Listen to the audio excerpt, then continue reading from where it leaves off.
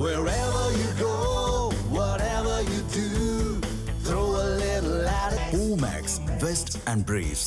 மாயூரநாதர் கோவில் யானையை வயதை காரணம் காட்டி ஓய்வளிக்க தேவையில்லை எனவும் அதற்கு நல்ல பராமரிப்பு வழங்கப்படுவதாகவும் யானை ஆர்வலர்கள் தெரிவித்துள்ளனர்.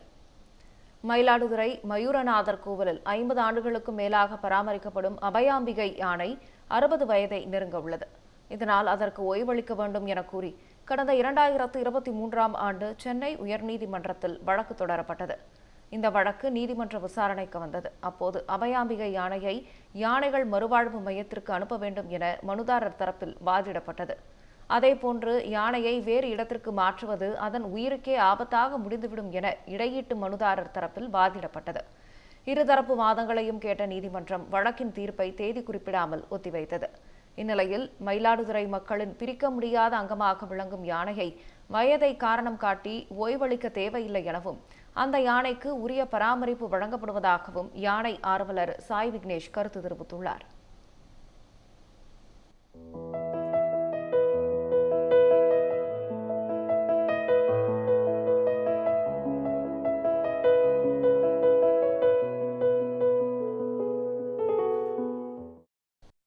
அபயாம்பிகை என்ற யானை ஏறக்குறைய 50 ஆண்டுகளுக்கும் மேலாக நல்ல முறையில் பராமரிக்கப்பட்டு வருகிறது.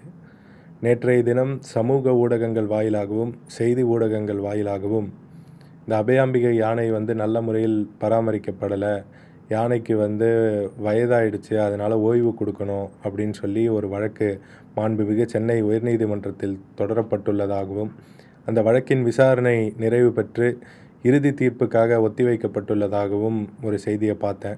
அந்த செய்தியை பார்த்தோன்னே மனசுக்கு ரொம்ப கஷ்டமாக இருந்தது. அந்த செய்தியில் என்ன போட்டிருந்தாங்கன்னா, யானைக்கு சரியான பராமரிப்பு கொடுக்கல அப்படின்னு சொல்லி போட்டிருந்தாங்க. அதை பார்க்கும்போது ரொம்ப வேதனையாக இருந்தது.